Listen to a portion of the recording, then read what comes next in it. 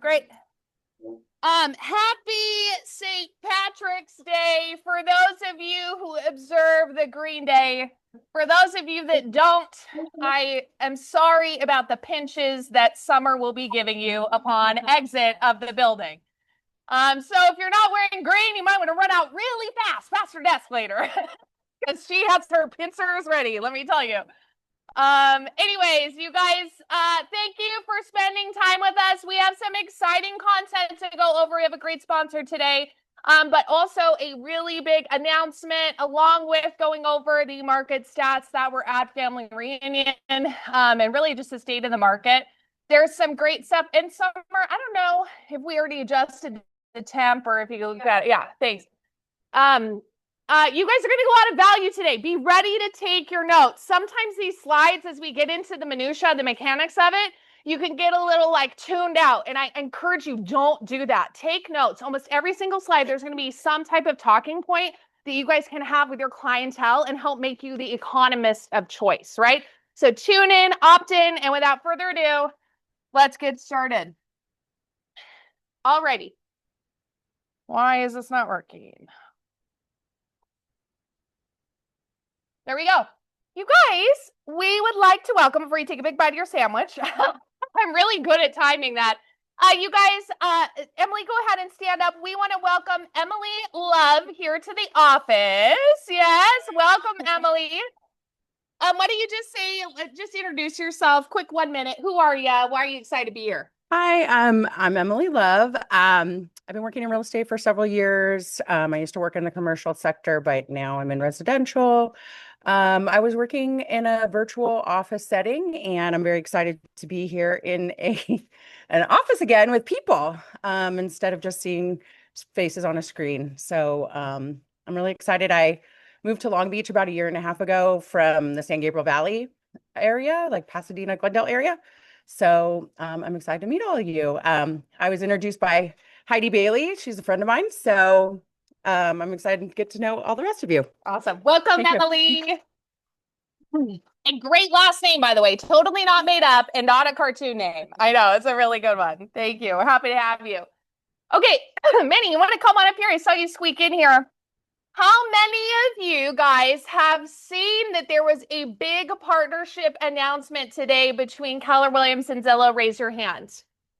Okay, cool. Only about half the room. So I'm excited to get to talk about this. Meny, yeah, you can grab the microphone here. So if you guys didn't see, Zillow and KW announced a big partnership today in regards to a specific strategy to help market coming soon listings, right? And Meny, this was kind of done in like thought and collaboration to really open up this space for sellers to be empowered to choose how their property is being marketed, right? Yeah, I think it's part of the obvious competition out there that we see. The most recent was the partnership of Redfin and Compass. And if you're going to go right now online, you're going to see to Redfin, you're going to see already, they call it exclusive something, right? The way that the coming soon or the off market that Compass is doing. We have the same thing, same concept, KW and other companies, but that's the next big move. I don't know if you have this slide, but if you compare the Zillow exposure to all the other partners or other big companies combined, Zillow is by far exposure-wise up there. It's almost 3 times. Yeah. And Realtor.com is actually 5th in overall audience exposure. So someone saying, hey, we're partnering with Realtor.com means one thing versus partnering with Zillow, who clearly is the dominant in the marketplace. Yeah. Right? Raise your hand if you saw my post on the WhatsApp group this morning. Yeah. So check if you subscribe to the KW Shares, WhatsApp, or other groups. But read through the slides. You might get it, you might not. We are going to dive deeper once we're going to get more confirmation, because there is some conflict with the local boards, as in MLSs. So we have to understand first what's going to happen next. Most of them are going to drop the click-through operation at some point or have a different version of it. But we cannot do anything that will conflict with the board rules or MLS rules, clearly, right? But there's more to that, by the way. There's elements of passive income if a third party agent will get a buyer out of your listings that are going to be exposed out there, and they're going to close this buyer, not with your listing, with any other purchase or what have you, within 90 days. 90 days. You guys are going to get a check from Zillow. And also us as a brokerage from Zillow's pocket that they charge that other agent, the Zillow Flex, Zillow Premier agent. It's a crazy partnership. I still don't fully understand it. It's just like a little teaser for you to understand that something big happened as of this morning, and it's good news for us. So, yeah, they're really working with CRMLS, MLS guidelines. Again, as they develop, we're going to have some trainings for you guys to talk about what this really means. Again, in a nutshell, this is a specific pre-marketing listing strategy that will be exclusive to Zillow. Again, it's an option to you if you'd like to opt in. It was an option for us as a market center, and Meny and I heard about it right away and went, oh, well, of course we want to participate in this, right? So just so you guys know, we're learning more and bringing it to you, and start to be on the forefront of that conversation. Be really curious when we have upcoming classes and trainings about it, because not only could it be massive exposure for your sellers exclusively, like a connection to you, it's also, just like Meny said, an opportunity for passive income in regards to referrals and leads that they're going to generate from you posting it on there before it comes soon. Yes, Janet. Zillow is that they have their own agents that, so will this be the period, will it be showing us as to listing agents? yes. Really good question. No, So it's- just to it's- reiterate, it's gonna yeah. picture you as the listing agent. Yeah. Just to reiterate, if you guys couldn't hear on Zoom, sorry, I didn't have the mic. Janet was asking, is it going to feature, you as the listing agent if you're listing a thing? And again, the answer is yes. Not only is the largest, biggest button that you're going to see on the screen says contact listing agent, it's going to go directly to you. And like I said, Zillow had us in mind. If somebody doesn't click that button and they click the second button, which is schedule showing, that then disseminates to their lead system. If a lead comes off of that, that's what they're talking about in regards to 90-day compensation, because they're realizing, hey, you spent the time, the money, prepping the listing, taking it, getting it on, preparing it for market, whatever that means. And so Zillow is recognizing that you helped lead generate to that. So like I said, more development coming soon, Janet. Very valid point. And that's what a lot of people are concerned about. And it sounds like to me that that's actually going to be on the forefront of what that looks like. Okay. Any other comments or questions? Otherwise, we're going to move on. Okay. Sarah in Pacific Coastline Escrow didn't have anything for us today. We have lots to talk about. So you guys make sure you go back and talk and see Sarah. Next up, let's bring up Michelle from Sunset Glide. Michelle, come on up here. What do you have for us? You got the green going? Oh my gosh, happy St. Patty's Day, everybody. Happy St. Patty's Day. Okay, so today we might be so fortunate to have the luck of the Irish, right? That's what this day is about. But I don't think, we get lucky in this business, but you can't rely on luck to sustain you, right? Not for long-term success. So I just want to do kind of a little check-in with everybody to see where you're at, how you are lead generating, what you're doing to attract goals, and then what you're doing as far as in your farms, who are you targeting? We've talked to you many times about how we can be strategic with you as far as going after different owner types. Right now, what we're seeing, probably 2/3 of our transactions, we're really seeing people that need to sell. That's a lot of our transactions right now. So staying in front of those senior owners. But let's talk about with you guys. I know I want to keep it short. Only a minute. Yeah, keeping it short. Let's talk about, we've got letter campaigns. So if you want to get with like senior owners, maybe doing a downsized letter campaign, we've got 6 series letter campaigns. Maybe you're seeing inventory being low. You can't find the right property for your buyer. I have a buyer letter. So we've got 3 series campaigns on that. And then also your absentee owners, you guys, coming from a place of education, awareness, and then taking action on why using a 1031 exchange will benefit them. So let's talk about that. We want to help you grow your business. It's early in the year and we want to make sure you're staying on track with your goals. So call myself, Michelle Kine, or Caitlin, my partner. Thank you, everybody. Thank you. Thank you. Rebecca. Rebecca's up next. You're good. You're good. You're good. Hello, everyone. I'm starting back here. You're good. There you go. This one's different. Okay. Good morning, everyone, or afternoon at this point. But I am with First American Home Warranty. I am really excited, you guys. Today's going to be a braggadocious day. Thank you guys for all your support last year. And I said that at the last meeting, but I didn't realize how big your support was until I received Sales Achievement Award again another year. So thank you guys so much. It was actually an incredible honor to be able to receive that because I kind of go against titans in the industry for home warranty. And I get to bring, you know, whatever expertise I have. Remember, guys, I'm here 5 years, which is pretty amazing now.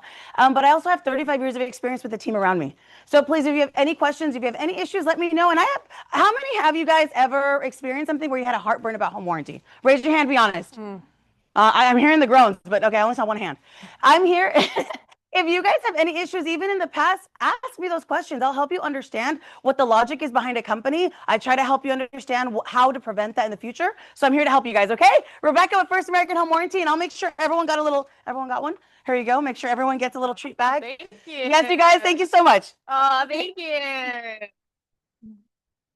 Hello, good morning. On the next slide, we have interest rates that are still just plain jumping around over the last couple of weeks. They're going to continue to jump up a little bit and then down a little bit and up and down. And that just is what it is. Don't read too much into it and don't let your buyers read too much into it, because the best context to remember is that last year rates during the buying season of spring and summer were high sixes, right around 7. So our rates are already low enough to have an amazing year. It's a great lucky day to see some really nice low rates that we can all get behind. Also, the Fed is meeting tomorrow. They're not going to change rates. Nobody's expecting any changes. They weren't going to do any changes tomorrow, regardless of the current geopolitical conflict. So that's about it. Awesome. Thank you, Mike. Appreciate you. Alrighty, so let's bring up our sponsor. You guys, first off, big round of applause for Willis and the delicious subs and Jersey Mite. Thank you. And this is just for Zoom, so you can just have it near you. Thank you so much. There you go. There's a clicker. That's the next slide. If you accidentally have to go back, you can do that too. Thank you so much. You're I welcome. appreciate you. Amazing. Mhm. All right, so thank you all for being here. I know how busy everyone is here, so I appreciate you making the time. I know Alice and I have been talking about this one for a while, so excited to be here. My name is Willis Allen, and I do business development for Concept 360 Property Management. And I'm not here to hard pitch you or sell you anything like that today, but I am here to talk about how strong property management partnerships are going to help you win long-term with some of your investor clients, right? So quick story I wanted to start off with. So we had an investor who bought a rental with an agent that they trusted. Everyone was happy, and then the agent ended up disappearing, right? The owner ended up trying to self-manage, then hired a cheap property management company, and within a year, the property was underperforming. The owner was frustrated, right? Now, who did they blame? Not the property management company. They blamed the agent, right? Because that agent is the one who made the introduction there, right? So on the flip side, the next purchase was with an agent who stayed involved, introduced the right management partner, and then ended up protecting the relationship after closing, right? And now that agent manages all of their buy-side stuff, right? So same investor, same market. Difference is what happened after the deal, right? So let's go ahead and move to this next one here. So here's why this matters, right? Investor clients are often disappearing after that first transaction, right? So quick show of hands, has anyone experienced that here? That what? One, there we go. But it's not because you're a bad agent, right? It's because after closing, the value often drops off, right? And so meanwhile, the investor's dealing with things like compliance, maintenance, cash flow issues, things like that. And it causes stress, right? And when that property struggles, the negative connotation gets tied to that transaction there, and unfortunately to the agent. So if an investor associates you with a bad investment experience, they're not coming back, right? Needless to say. And that's not because of the deal, it's because of what happened after the deal. So reputation is everything, and your post-closing partners are either going to protect it or damage it, right? So we want to find somebody who's going to protect that, right? So investors think differently than retail buyers. We all know that, right? That's not a shock to anyone here. They're caring about things like cash flow, asset protection, time, and most likely peace of mind, right? So most investors, they don't lack capital. They lack the time necessary to take care of a rental property, right? And here's the key. an investor's ability to buy again is directly tied to how well that asset performs, right? So underperforming rentals delay future purchases, which means that they make less money, and in turn, you're making less money because you're helping them out less, right? So quick example, we work with an owner named Priya. She has a few properties in Inglewood. She's an attorney, a few apartment buildings in Inglewood, and one was underperforming really, really badly when she met us. And after we stabilized it, we improved the operations and increased the cash flow. She told us, oh my gosh, I finally can take a deep breath. I finally feel like I can invest again because I have somebody to take care of it, right? So since then, she's bought 2 more properties that we both manage. And that's the power of property management, right? That's the opportunity for you as an agent. So this is really where the shift happens. When you got investors after the sale, you really move from being transactional to being a little bit more so that trusted advisor, right? And you don't disappear after closing. You really, what we're looking to do is build a team that are going to help you deliver value post-closing, right? Without the extra work. So strong partnerships should keep you top of mind. They should build trust and loyalty for you without you having to lift a finger. And they should create repeat and referral business for you, right? Done right, property management really becomes an extension of your brand and not a risk to it, right? So a quick snapshot of who we are. Concept 360 Property Management is a full-service, family-run residential property management company.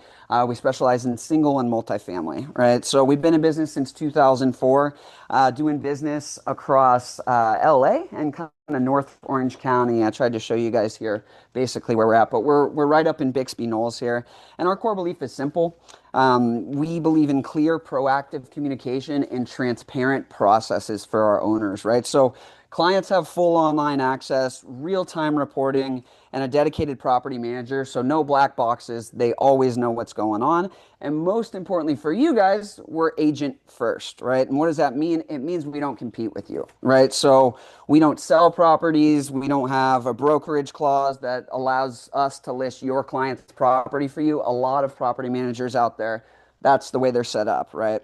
But once they control that relationship, that referral is not coming back to you, right? So we see ourselves as really protectors of your client relationships and not replacements, right? And because we've taken that approach, we've actually been ranked #1 in LA County and number 37 nationally by propertymanagement.com, a third-party website, something we're extremely proud of.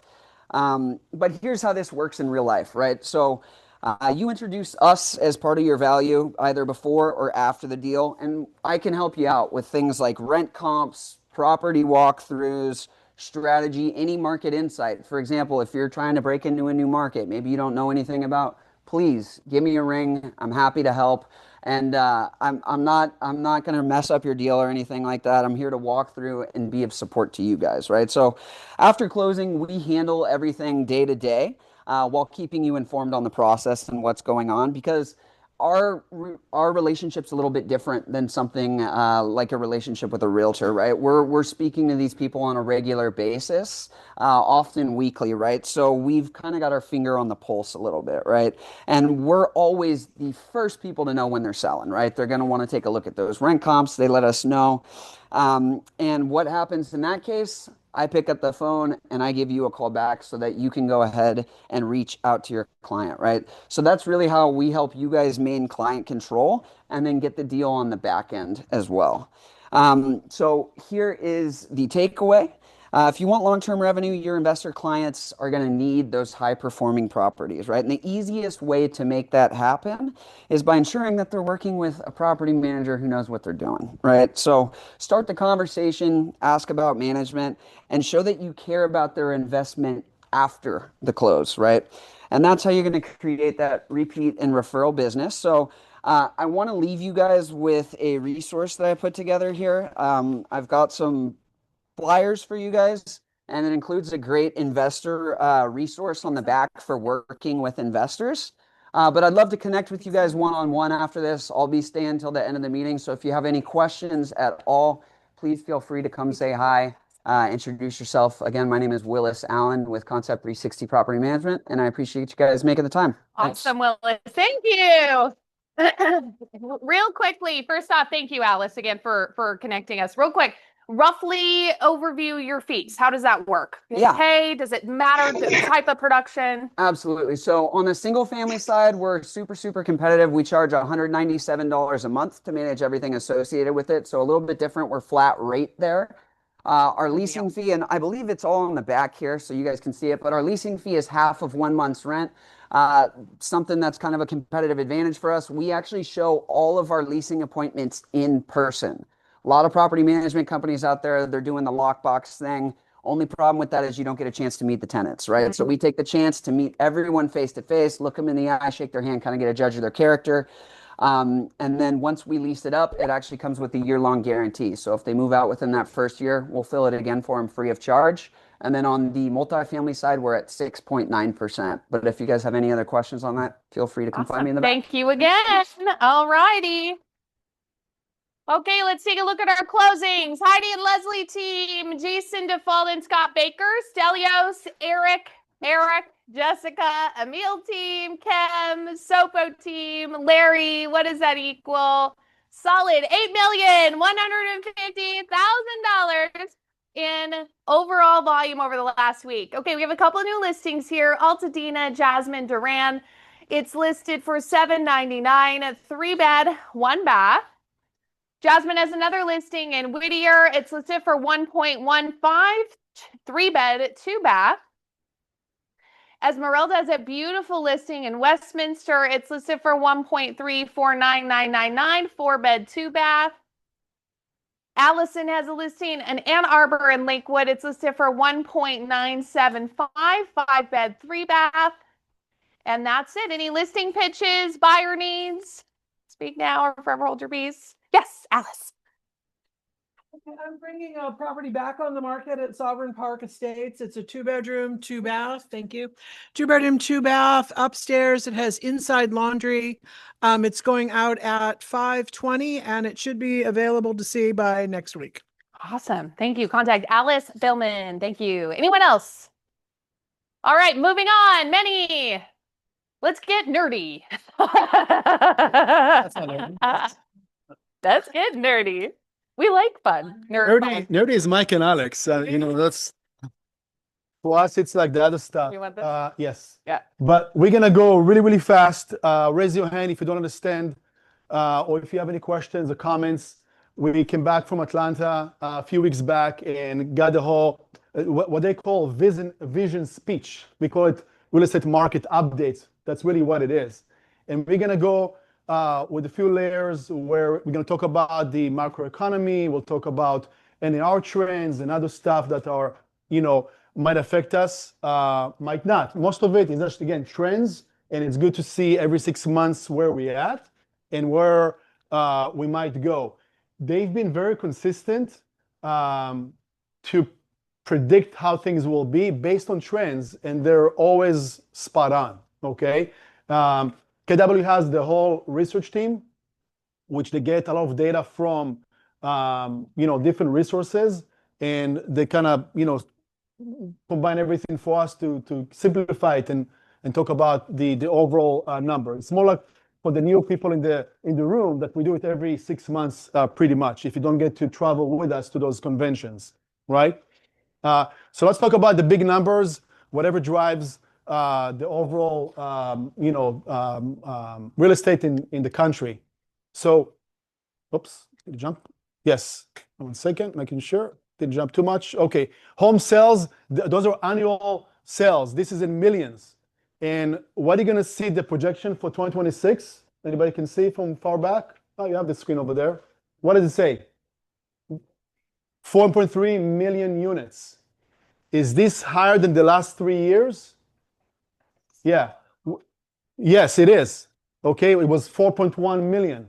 Okay, so we're projecting this year to have 4.3 million homes sold. Is this a better thing for us? It is. It's mean like more business, right? And I'm gonna keep that message because from around us you hear a lot of stuff that are, right, at least today, not green. They're not good. Very, very passive, very what have you. This is going to be an excellent year, better than last year. And yet last year was a pretty good year as well. Okay. I mean, overall home sales, it's been almost 30 years since we've seen it in that total number, right? So like think about that. Back in the 90s is when we saw, or like 08, we saw 4.1. Technically, they said it wasn't quite 4.1. It actually was like a little bit closer to 4, to be honest with you, on 2024. But think about that. Almost 30 years, we have not seen this low of sales. So it's good to see that it goes up, and we need to be aware that that's what's affecting some of the market right now, overall volume. This is just a breakdown of a monthly. If you're going to see 2024 in purple, 25 last year in blue, and 26. Clearly, there was no February, but that's when the convention took place, so they don't have the number. They didn't have the numbers for that. And you can just press close on that. Yeah. And then Alicia, we apologize. And then you're going to see that January had a slower start compared to the previous years, but again, we offer a stronger year in general. Really quick, sorry. December, you guys, wild month for real estate home sales. Like, look at that seasonally adjusted. We think that things slow down over the holidays, but it actually shows quite the contrary in the last couple of years. Yeah, that's true. Which is December, January, February. Again, this is just a monthly adjusted on the home sales part. Home prices. This is a slide. This is an image that all of you want to have regularly. Part of your presentation, if it's to show to home buyers or home sellers. And we're going to share the slides with you after that, after the meeting sometime today. But the blue line stands for what? This trend line stands for what? Shoot, say it. So the blue line, not the graph, the blue line stands for, it says the long-term trend. And it's symbolized what? Yes? Right. Appreciation, right? Which Mike do with his massive fingers in the back, 4%. So that's how I could see it, by the way, right? I can barely see Drake's head, but I can see the fingers. But so what does it mean? That every year we're projecting to have what for every property? To increase by? 4%. 4%. It will appreciate by 4%. Now, if you're going to look on the far right, you will see that what are the projections for this year, 26? It says in big bubble, 7.4%. So is this more than the average? Yes. So that's a good thing. How many of you in the room have a bank account that earns more than 7% interest? No, none. Many do you? I don't. I mean, that's the argument, right? Like, think about that. But think about that truly. 7%. So someone buying a house and in 1 year having it on average appreciate almost 8%, to be honest with you. People are talking about the market collapsing, and really it's just moving more towards that 4% trend line because we're still far off from what that looks like. And you can right? see that back in the 90s, right, for almost about 10 years or so, it was very consistent with the annual trend line, right, of 4%. We know what happened after the market crash in 08, right? With appreciation over there, and then what happened during pandemic.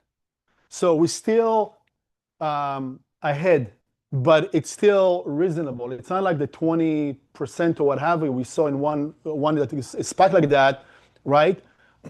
Above trend, that that something not good is about to happen. Yeah. So we get in there. It's reasonable, but again, this is a great slide to understand where we're heading with the overall home prices.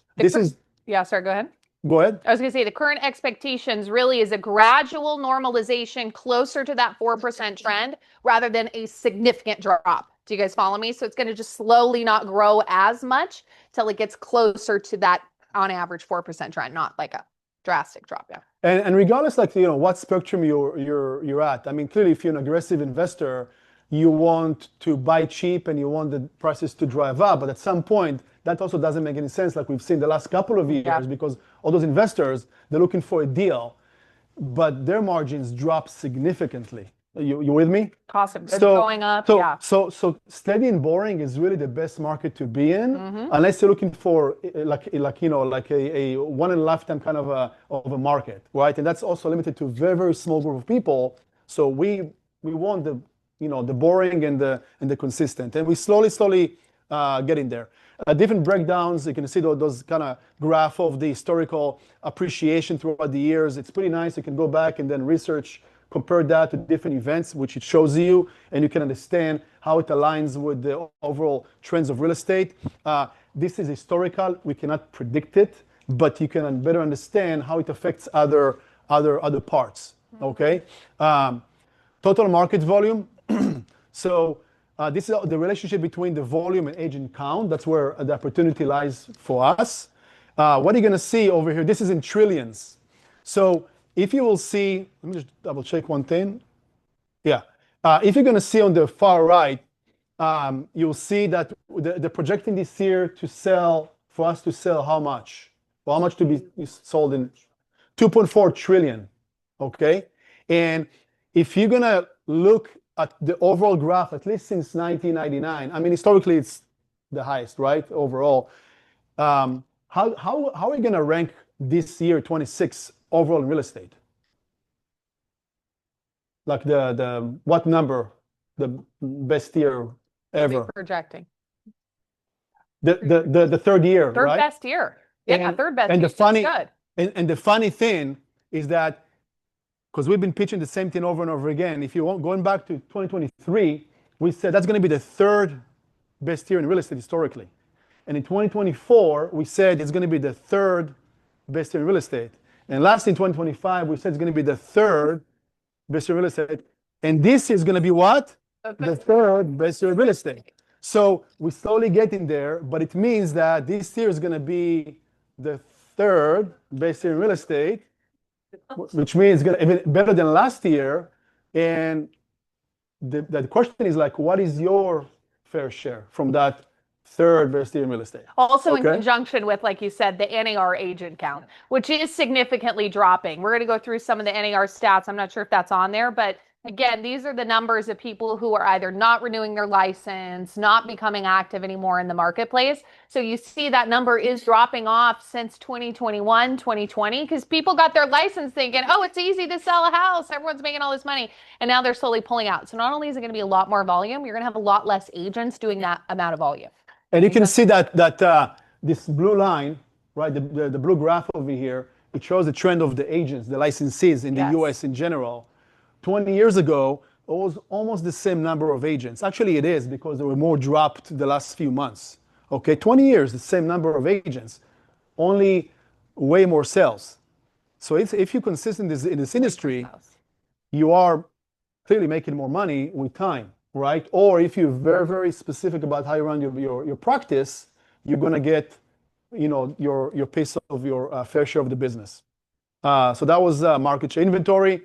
We know it's still a struggle. What is the optimal best month of inventory, the healthy amount of months of inventory? The guy with the huge figures in the back, so he knows it. Anybody else? 6 months. 6 months. Thank you, John, to the front. That's healthy. Hey, it's what important. happened? No front seats today? John? was taken.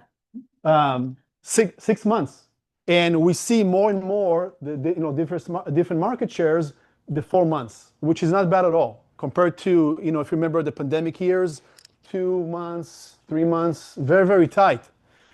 Even with that, anybody experienced recently multiple offers on their listings, right?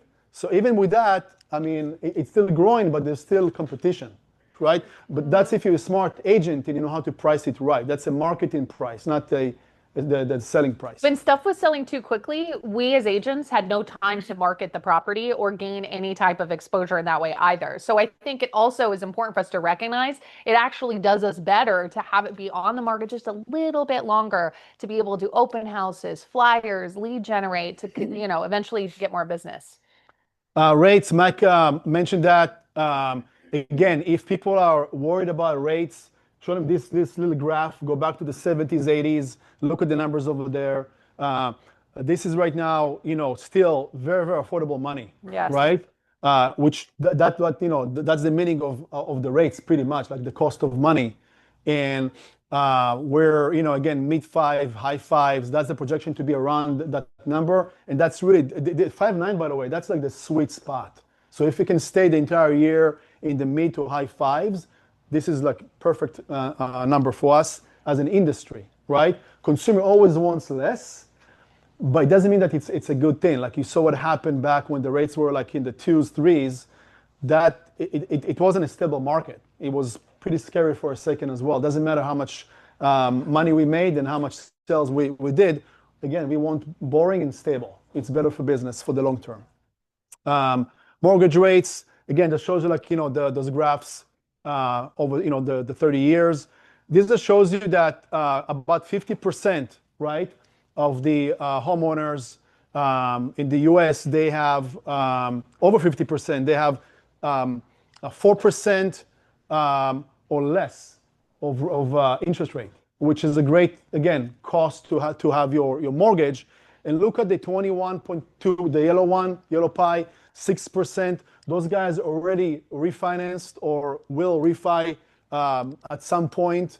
Those that are in the 4, 5, they're probably going to stay there for a hot minute unless things will change dramatically. But like I see that opportunity of saying, okay, 50% of people on average are still paying over 4% on their loan. So we can't like have the objection of, hey, everyone has these great low rates at 2 point whatever because they refinanced during COVID. We need to stretch ourselves and say, actually, I need to find the 50% where transactions are going to make sense right now for the interest rates for them, right? Because they are out there clearly.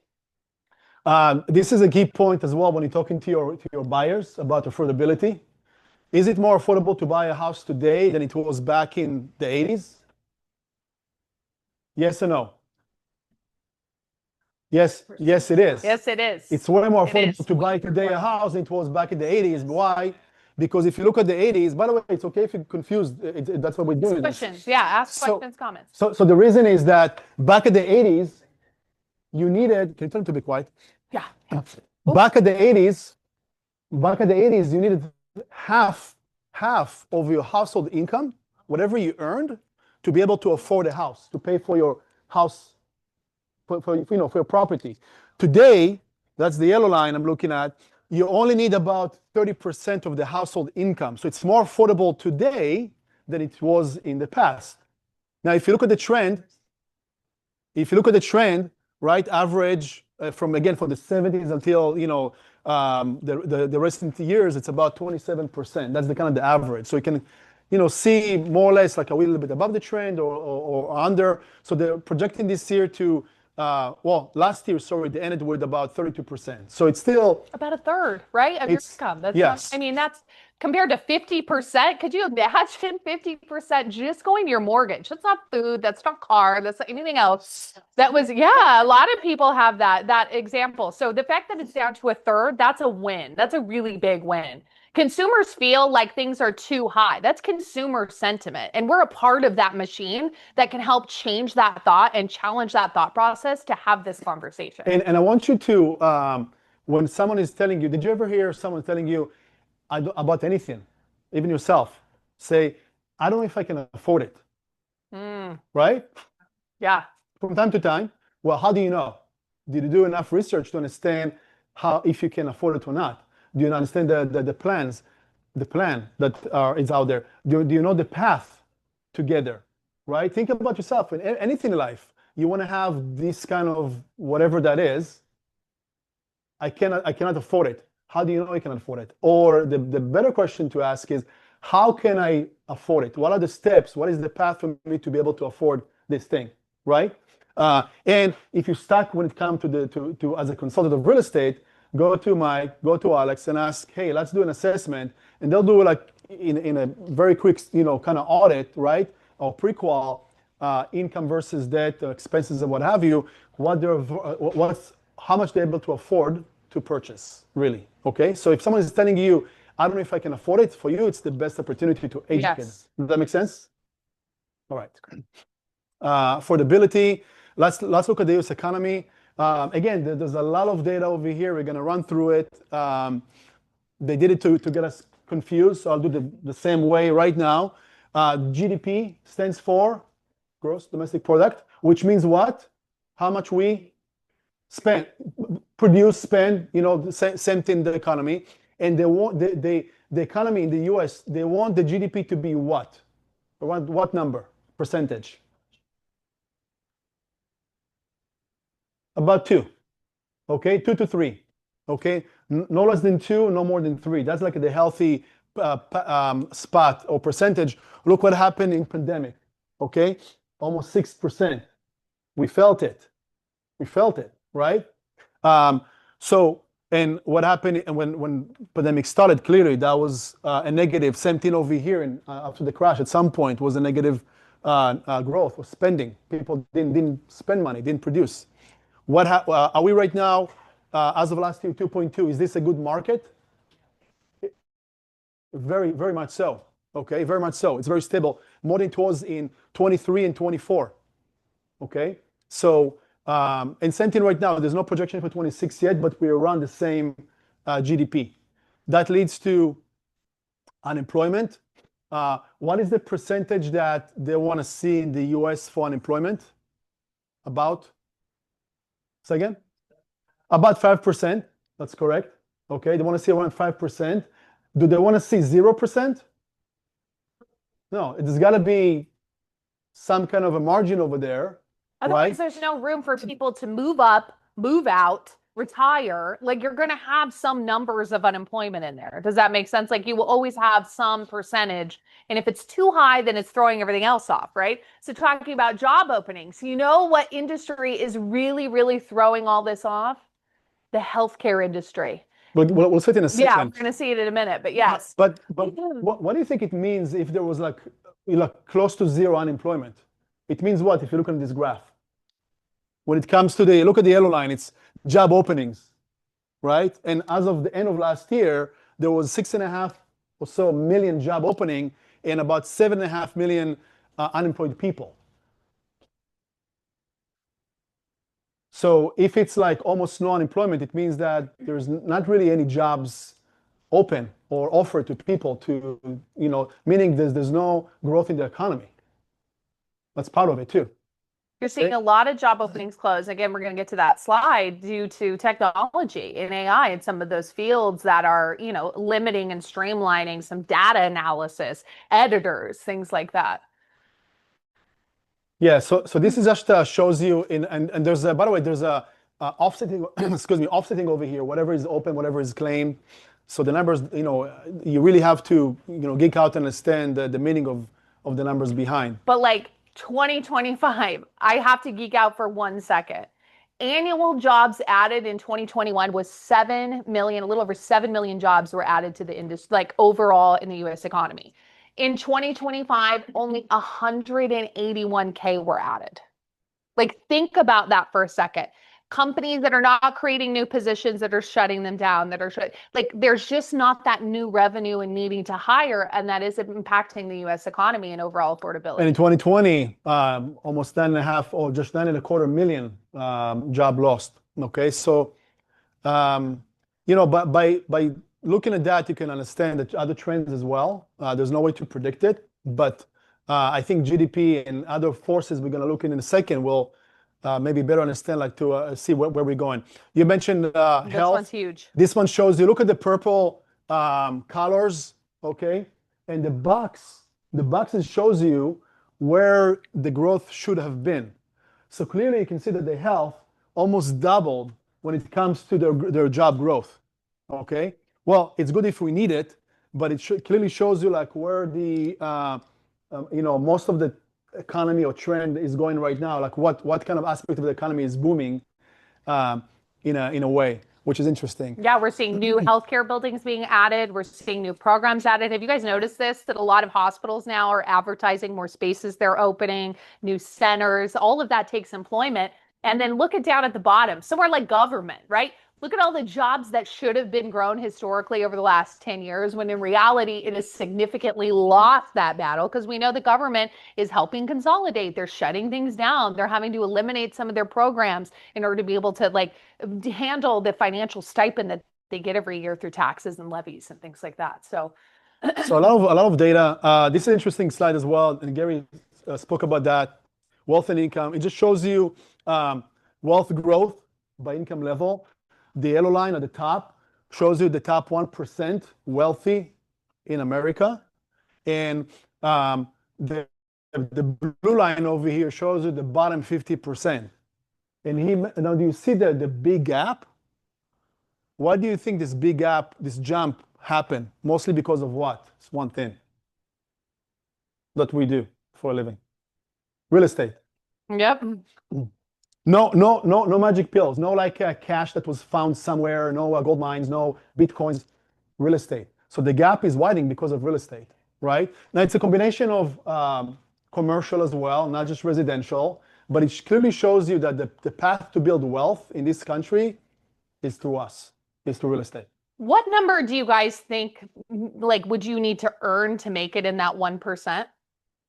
Throw out some numbers. What number do you think categorizes yourself to make it in that 1%? $1 million. $1 million. Okay, someone said that. What else? Who else?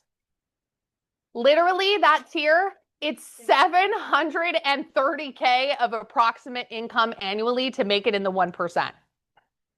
Right? Like, I know some of y'all's income might be close to near that anyway. So just something to keep in perspective, that we see the 1% being in the millions and trillions and things like that. But in all reality, approximately 730K lands you in that 1%. So a majority of the United States now is falling well under that threshold. This is also a really cool slide that shows you by the age of 30, balance sheet by generation. Baby boomers, Gen X, millennials. Average total assets, total debt, mortgage debt, average net worth, median net worth. We're looking at that. It shows you what? Who's getting in more debt and who's getting wealthier? Which generation? Huh? And this is by age 30. This is by age 30. So, and it is amortized and adjusted based on annual inflation. Okay. So this is all the same across the board. So pricing has something to do with it. Yeah. Well, it's interesting because, given millennials such a hard time, they're actually doing pretty good, right? But look at the debt though. So yes. And look at the debt, you guys. The millennial debt is significantly higher on average than the baby boomer, Gen X, right? Like, we know the baby boomer generation, like, grew up with the values of pay for cash, right? Like, we work with these clients, with baby boomer clients, like, they tend to have low credit card debt. They tend to pay for a lot of things in cash and use checking. Versus now, we look at the millennials, they're valuing the experience. They're putting money on their card. They're charging it up. So if we can also help eliminate some of that debt, because their average of total assets and their mortgage debt is still significantly low based on the Gen X, we can help them improve their net worth by significant amounts. And this is the most important thing, the assets, Yes. and of course the mortgage debt. Again, it just means that the millennials are smarter. Not because they're smarter by means, because they're just understanding the economy today better than it was before. There's accessibility to information. If you want to dive deeper, this generation showed us what to do, what not to do. Yep.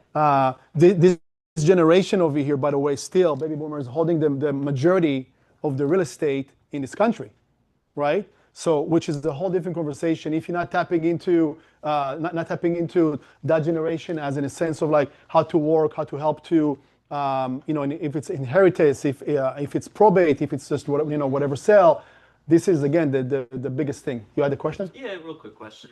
Do they have any, as a Gen Zer, do Yeah. they have any information? What's that? Yeah. Yeah. Do they have any information? I know this is age 30, this graph. Sure. Do they have anything on Gen Z? They didn't show it. They didn't show Not anything, yet. but we can maybe find something out and share the next Yeah. meeting. Do you know why? But I just want to preface this just for a second. Do you know why? What's the average age right now that people are buying their first homes? Yeah. Right? It's in their 40s. So more than likely they're still getting into that buying. Which is Gen X, right? 48? Yeah. I mean, Yeah. I'm millennial and I'm not there. So Yeah. yeah, so it would be Gen X. I'm So Gen X, I think. so for sure, like to your point, yes, I'm sure that's going to be tracked. And generally speaking, what's happening is people are buying homes later and later in life now.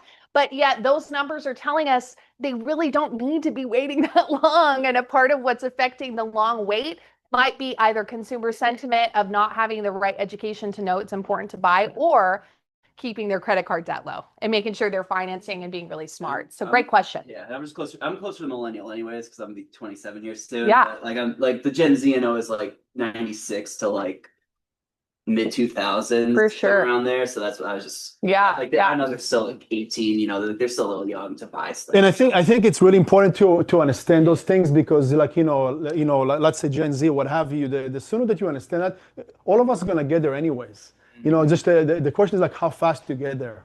It doesn't matter. You can struggle, you can do whatever. We're all gonna get there. Question is like how fast. And the faster you're embracing and starting to understand that, and you can educate other people, that's brilliant. Back to the fun stuff, inflation. They want inflation. They want inflation to be what? What's a good inflation? 2%. Okay, 2%. So, and they're projecting this year to, keep around that number, which is, 2%. So again, we're looking into a better year economy-wise when it comes to that. Maybe it doesn't feel as much, but just wait for it, right? Compared to previous years. Inflation, just a quick thing that, they kind of showed to better educate most of us, right? As you know, there is like this one person, right? The chair of the Fed. And usually like you're referring to him as the person who's, waiting to hear what the Fed will say, lower the rates, increase the rates or whatever. It's not really up to one person. There's a whole committee, right? That is sitting and they have to make the vote what's going to happen to the rates. This person happened to be the face that tells you it went up or it's going to go down, right?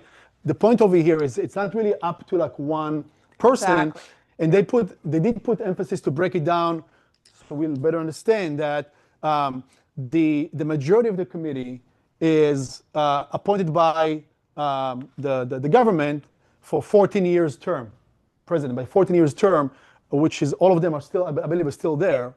I'm not sure like what year range, and the rest are for just chosen by a local board, basically. So it's an interesting mix, and it's not like one person or one side of politics or whatever influence. It's very mixed and very diverse group. So even though it's maybe set to change this year, right? They don't anticipate a drastic sway in how they're voting and their opinions as a committee. And you can hear often, by the way, again, no political agenda, that the government is trying to push push the rates down or increasing them, and then the Fed don't want to do it for whatever reason. So there's always that battle, how they see it and how they see it. That's interesting, right?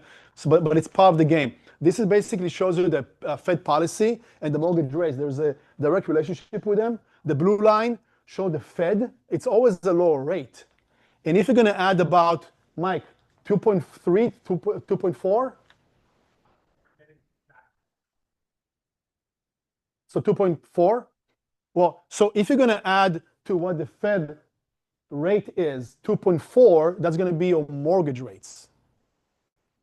Okay? That's why if you're going to go back to 21, 22 for a hot minute, some of you got, refinanced your homes or purchased for like 2.5% mortgage rates. It's because it was that low, right? So if you add the 2.3, 2.4, what have you, the margin, that's what their interest rates are, the cost of money that the banks are giving out, right? Because they have to pay back the feds. But clearly you can see the trend over here, 26. As I mentioned, they're looking into, again, mid to low fives. And the government trying to push it even lower. That's what we know as of the last event. Treasury yields, same thing, just like the investor confidence in the overall market. That definitely direct effect on all the other aspects of it.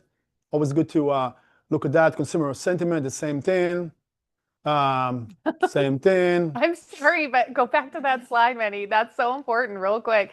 This is just saying, like, is it a good time to buy a home? 17% of consumers say yes. That's literally just their perspective of what's going on. Do you guys agree that today is a good time to buy a home? Yeah. In most cases, yes, right? Well, clearly, we're more than 17% of the room. So again, that just shows a huge opportunity that we as agents have to band together in our industry and really inform the general public, because that is seriously low. Gary said back in 1981, it was 20%. You know what they were dealing with back then? So many other things. Look at the 60s. They were dealing with like war and stressful things that were happening, and it was 12%. we're dealing with a lot of stuff right now, but we can all agree it might not be as the same as what people were dealing with in the 60s. Yeah, I think this is meaningless. So- That's why I just go for it because it just really comes We have down to to stop. understanding money and wealth. That's how I look at real estate. It's a need, but it serves more than at least in this country. Okay, so it's a whole different. It shouldn't be an emotional decision. It should come from a place where you understand what's behind it and what's the longevity of it, and then you can get emotional about the toilets and the color of the walls and all the stuff. And that's applied to all of us because we're consulting people about the biggest decision of their life, right? Yeah. Risks in 2026 that they kind of went. I'm going to go through that fast. Policy, tariffs. There's pushback. Superior Court kind of ruled against, but there's different ways to do it through like taxes and stuff like that. I don't feel any effect of it, to be honest with you, as a business owner. I don't know how it's affecting you. Personally, it might not. But, people still build homes, sell homes, buy homes. So nothing significant really affect us on the local level. Oops, yes. Weakening labor market. We spoke about the overall unemployment. That should be interesting. They got to inject more jobs to the marketplace for sure. They need to. So Everyone does. that's one thing we're definitely looking at. More concerning than the other part that I mentioned earlier, the tariffs. Want to talk about that? The AI? About the spending? Oh, yeah.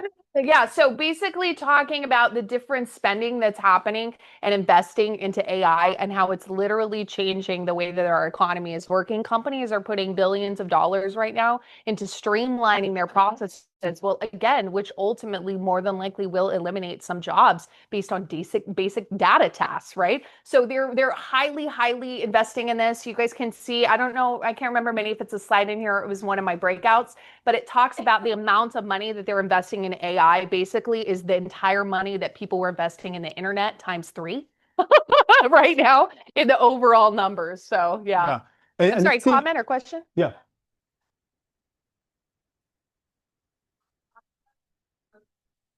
Investing into the ChatGPT, and he found out that you cannot directly invest in ChatGPT. Or it's privately held. That whoever's investing, that Google. Yeah. So I was just about to say that you're going to see that more and more of the big corporation taking over the AI fundamental, right? Like OpenAI, I mean, they already own most of them anyways. They're the biggest engine. They have to, because they have to control the flow. And that's what the biggest money is going to be. Smart of Google, because people were saying for a long time ChatGPT is going to take over Google. It's going to eliminate Google. So he's like, Google invested in ChatGPT, so they're going to win, but when they lose, otherwise, it doesn't. You know, one of the industries that's using AI now and building systems that's moving forward using them in the future is actually the government. And you know what they're actually doing in putting this in is in everyone's favorite piece, which is taxes. So they're creating programs that will screen tax filings for red flags to have an actual person then go through. So like, don't just think about AI too, great points. And don't just think about AI as our large language models, right? Like think about companies making their own proprietary technology to help make their jobs easier, faster, better, etc. That's not wild. Spoke about inflation. We know what's happening in the Middle East right now. There's a big moves, not just there. Looks like the world is slowly going to a overall peaceful world. We'll see.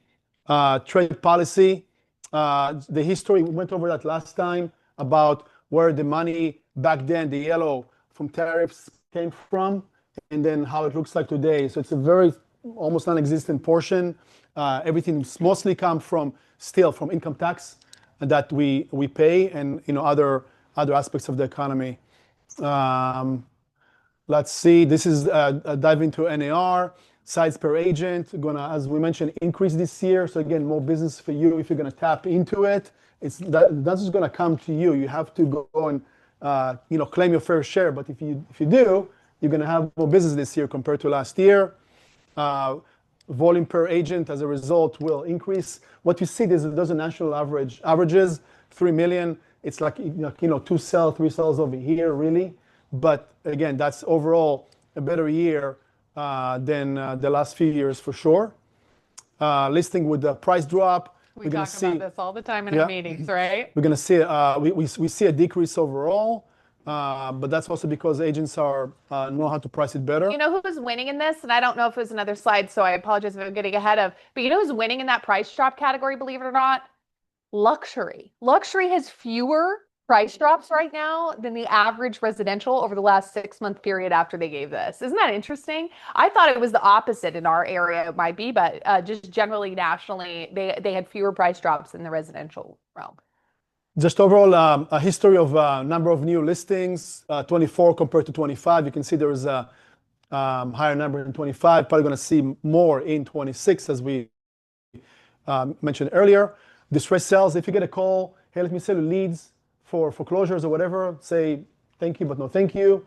If you want to spend the money that you have extra, that's on you. I wouldn't tap into that. You're going to put the same effort of doing this or what have you into regular sales and farming, you're going to make more money. Less than 2% right now. Yeah, so that's just FYI, so that just doesn't exist. Underwater homes, just to show that there was a slight increase as of the third quarter of 2025. But again, those are just very, very small numbers compared to what we saw in the past in the subprime market. Credit conditions, overall loosening, as we saw, that's kind of affecting borrowing money, right? So, which is a good thing, by the way, because they're, will want people to borrow money, right? Without making it too hard on them for whatever reason. New home starts, we saw a decline last year compared to previous year. The overall trend is about 1,000, so you can know. I mean, this is in thousands, so it's like 1 million.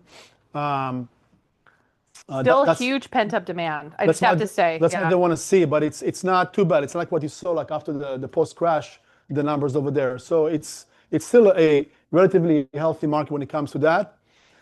Halley mentioned that the debt, right? So the debt is definitely increasing. It's on par with 24, 3.4 trillion just in. This is all other consumer debt, besides mortgage, and the student loans. 1.7, so went a little bit higher to 25 compared to 20. But like 24, 3.2. Yeah. Still to your point, like look over the last historically, even like 10, 15 years, it's still not super far off. It hasn't doubled. Like a part of the consumer sentiment is, oh, it's because we have so much college debt, right? And yes, it is high, but generally speaking, it's not necessarily that much higher even in the last 10 years. So it's just something, again, relative, looking historically what that looks like, and then having those conversations to help inform our people. Home insurance, we know it went higher, more expensive. They already improving this year. I think after the adjustments of what happened, since 2021, 2022. I don't hear too many horror stories as much as last year about and you can ask the lenders afterwards, Alex and Mike, about deals falling apart because of the insurance costs. Maybe in specific areas where maybe the fire insurance or what have you, but in most cases the agents and the homeowners, and of course the lenders, smart enough to know to get information ahead of time, not to be surprised, and then they know that the borrower cannot afford that home as a result of that. Kind of mentioned it earlier about the generational wealth transfer, baby boomers, down to the rest of the population. Baby boomers control 85 trillion in assets. That's almost 50% of the entire country's assets today, right? And 19 of that is in real estate. So that's a lot of real estate. And 75 or 73% of people over 55 say they want to give all or some of their estate before they pass. So that's saying 75% of people over 55 want to give a property, want to give money, want to do those things before they pass. So there's a huge transfer of wealth that's going to be happening to, we know, the Gen Xers, the millennials, moving on to generation very shortly in the next 10 years. Definitely a great touch point. Luxury, we kind of mentioned part of it. This just shows you at the top 2009, bottom 2024. I think that's where it stopped. Overall, increased number of more wealthy people overall. Again, they attribute most of it to real estate. As we mentioned earlier, allocation of financial investments. You can see the blue one at the bottom. That's real estate, and then you got other types of income. This is just overall cash deposits, etc. There's a market. Halley, you mentioned that. Listing with price drop, you mentioned that. And then let's go over that really quickly. First-time home buyers, we definitely see a consistent drop if you pay attention to this. This is interesting. Part of it is also, like, briefly mentioned, the gens. And the ages they're transacting later and later. 21% of the total sales were first-time home buyers. That means that the opposite is true, right? Then over 70% of the people that were buying, 79%, whatever math, have bought a home before. So think about that. Like, they purchased a home before of some. But I think it's partially also because of lack of education. I think so. And if you guys if you're out there viral, Instagram, TikTok, what have you, you really don't need much to get out there and explain, right, to the younger gen and even to the older gen that may be still housing their younger gen kids at the house. Both of them different viral information, how to buy, how to help them buy and leave the house or whatever that is, right? Really, it's just basic steps. It's just a matter of like know how to do it and then have the confidence to do it. Does that make sense? All of us been there. So, but that's definitely a trend that we need to understand. Primary reasons for purchasing a home, asking buyers, you can definitely see that slight drop, but it's mostly desire to own a home. Okay, it's still the highest reason, even though it dropped. If you go back to 20 years, you're going to see that it dropped significantly from 32% to only 21% pride of ownership, right? But that's, again, go back to the numbers of like why people want to buy a house or the need. There's an increase compared to the last few years where desire to be closer to family and friends and desire for a larger home. Those are the top three that kind of lead by reasons to purchase a home. Same thing, if you are going out there with the messaging, talking to buyers, you want to focus on those key terms. Why? When you're asking the questions, or when you searching for more consumers to work with, because that's the majority of what they're looking for. That's a door knocking opportunity there. Knock, knock, knock. Hey, Mr. Seller, I don't know, or hey, Mr. Homeowner, I don't know if you saw, but we have a listing just down the street. Who is it that you know that you want to help move into the neighborhood? Do you have any friends, family? Because clearly that's a big motivator right now for people actually relocating and investing in real estate. So ask that question now. Who is it you know that you want to live with? Who is it that you know that you want to be here? First step in buying process, I'm going to make it easy, like a fast math for you. If you're going to combine the first two, that's 46%. Nobody? Okay, thank you. 66%. I'm like, I was looking at Mike for a second. But if you're going to combine the 46 and the 20, if those that's looking to work with an agent, and we know that everybody today are also looking online. Mm-hmm. Encourage them to look online. Say, by the way, I encourage you to go and look at Redfin, Zillow, this and that, whatever. Everything, whatever you really like, send it to me. Send me a text, send me a link, screenshot, whatever. Most likely, I know the agent, and for sure, I have access to information that is available only to me as an agent. Yes. That's the agent remarks, private remarks, which is a true statement. Okay, so don't discourage them to go online. Encourage the consumer to go online, because then you're teaming up and you're at the 66%. Why they're going to work with you, or how they're going to find the house. They need us. Why? Because 85%, okay, they're going to us for information. And I'll tell you why, as a consumer myself, a consumer of like everything. When you go online today, online in any aspect, any aspect, I got confused.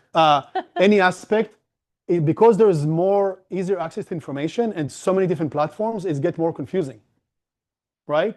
What app to use? Oh, use Gemini. Oh, use Grok. Oh, use ChatGPT. Or use Google. Use this. It's getting confusing. And then I myself, because I'm still curious about, I compare. Same question, different results, right? So it's getting way more confusing. And they're like, you know what? I don't need it right now. Let's move on. So same thing with them, but they need us because we can simplify the process for them because there's nothing like human to human still. That's not going to go I was away. an agent who was still investing in print newspaper ads or home books, magazines, billboards, or television. I'd probably rethink that investment and maybe look to reallocate some of the funds to some of those top choices. Yeah, and again, whatever is online, videos that you do in social media, etc. Open houses are brilliant, right? If you don't do open house, you're just missing out. Tons of business, 100%, etc. That's what they're looking at for information. Where they found their home they purchased online, and then the agent. So again, combine the two. You're gonna get better results. Encourage them to go and do the research because they'll do it anyways, and then they're gonna come to you as a most reliable resource to buy the house. Yeah, over half of the marketplace is finding their own home. Think about that. Value of website features. You can look at that afterwards to understand like where you rank your own descriptions, etc. How you promote your listings. Method of home purchased. 88%, close to 90% through an agent. What buyers want from their agent. So this is why I recommend for you to even do it today. Drop it into one of the AI systems that you use, ChatGPT, etc. And then put a link. Take a screenshot of this. So that's one image. Drop to chat, and then also add a link to your LinkedIn or anywhere else that shows your bio, and say, can you revise my bio based on the top 3 keywords of this slide? Because what they want from their agent, they want to see that you have it if you don't have it in your bio, which is help finding the right home to purchase, help negotiating the sell terms, and help with price negotiation, right? Maybe, the other one, I don't really care. You can say that, right? Because you're really hiring someone to do the paperwork for you. Some of you guys who are paying attention might say, hang on a second, just 2 slides ago, we said 50%, over 50% of consumers are finding their own home. The key word in that first statement is the right home. Consumers have access to all the inventory now, but they still lack the skills to find the right one for them. Does that make sense? So you help decipher the data to make sure it's in alignment with their needs. That's the conversation and the words that I'd be using, Meny. Hey, I can help you figure out what's actually the right home for you, not just the one you might like, but what might actually fit your needs. Revise your bio today using those key terms. If you don't have it, this is relevant for today. And it's changing every year pretty much. How buyers find their agent, the majority referral, right? Which is great. So definitely, work your sphere. Always ask for the business no matter what. That's where you start. So referrals are definitely the long-term business. And then the second highest is use the agent previously to buy or sell. So that's when you close a deal, stay in touch with your agent, with your client. In that sense. So and again, referrals being number 1, it is going up, right? It went up 3%. So still referrals. So you're the open house, and you have, in theory, right? Let's say they don't have any agent. 7 out of 10 buyers will work with you after they met you the first time. Okay, that's 74%. Only 1 interview. They didn't need to go interview multiple people. You just have to be there. That's number 1. And you have to be presentable, and you have to be nice and courteous. That's pretty much it. If you get overwhelmed but why are they going to ask me this and this and that? That's okay. If you don't know, always going to say, that's a great question. I'm not sure. Let me find out. I'll get back to you. Or here's the information sheet, and then you can go over that. You can always ask the listing agent if it's not your listing. If it's yours, you probably would know. Hey, tell me about the house. So they're going to do the same preview to you as you are the buyer, if it makes sense. right? Or maybe tour the house and ask questions, the listing agent, before you host the open house. Only one buyer. I'm sorry, only one time to meet with you, and you get 74% to work with this individual, right? So that's a big difference. Again, open houses are key. Home as financial investment, a survey, 80%, 79% said that real estate is a good financial investment. They said, yes, it's a good investment compared to the rest. And is it better than stocks? 44% said, yes, it is. So still the consumer confidence is more in real estate in comparison than anything else, right? Still, I don't know, comparing it to stocks, that's really tough. 30-some% of people comparing it as good as stocks. Well, the return in stocks can be much more significant, right? But stocks are always going to be a virtual thing. And house always going to be here. You can always touch it. No matter what, the house is going to stay here. And it's also always going to keep appreciating, at the very least 4% every year. Stocks are so variable. That's my argument, is like, good, bad. Stocks are so variable versus we just saw in one of the past slides, 4% on average every year. And yet we had 7% last year. So I'm just going to jump on the thing, house seller founder agent. Okay, so that's on the seller side. Same thing, referral, almost 40%, right? By a referral, that's a big one. Almost 30% used the agent previously. That's higher numbers than buyers, right? So in comparison to the buyer slides, seller interviews, higher than buyers, like one interview, right? So when the seller met with you one time, 8 out of 10, it's a done deal. So you just have to be in front of them. That's the game, by the way. Yes. Real estate is all about being in front of the consumer and ask for the business. It's mostly about how you make people feel more than about what you know, right? It's because it's still relational business, not as transactional. That's at the back, at the back end. Same thing, take a screenshot and put it in your bio if you want to cater to the listing side, to the seller side, because what they're looking for today, number one, help price the home that it will sell. It's going to be competitive. The second thing, help seller market the house to potential buyers. That's why you see a lot of agents say, I'm a marketing specialist. Are they marketing specialists? You know, it doesn't matter. That's what they're looking for. And for you to put it on the MLS, it's 99% of the job anyways. And the third thing is help sell the home within a specific time frame. Okay? Now, that's one key point about that one. If you are taking an overpriced listing, and it happens sometimes, and that's okay at certain circumstances. I mean, if the seller is a nice person, right? If they're not, don't do it. But if you are doing it, because it's not going to end well. If they are doing it, set expectations. Hey, if in 2 weeks we're not going to get that much of an offers or activity or what have you, we're going to do this. Or within 30 days, 60 days, etc. Because we usually sign contracts for 180 days, like 6 months, right? But those are key terms that you can definitely use to improve your bio. Same thing over here, keywords. Do you have it in your bio or not? Right? Because when they're looking for the best reputation agent in Long Beach or whatever, I don't know. Well, if you're gonna plug in the SEO to your stuff, you're gonna show up, right? Not because you think you're really an honest person. You gotta show somewhere. Take a screenshot, right? Every time you put something on Instagram, you put hashtags. Use some of those hashtags. YouTube, SEO, etc. Right?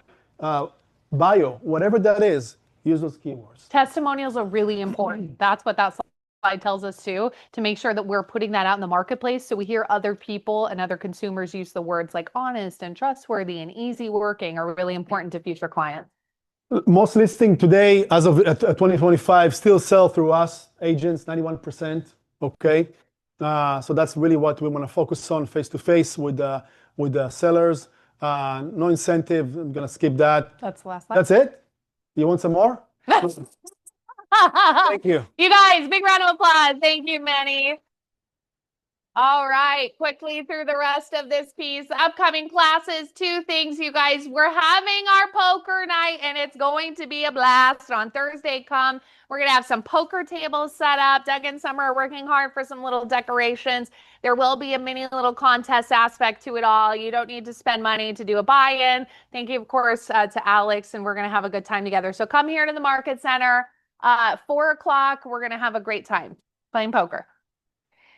Simon's going over probate and trust listings this Friday at 10:30. Remember, broker classes are every Friday during that time, and that's it. Thank you guys very much.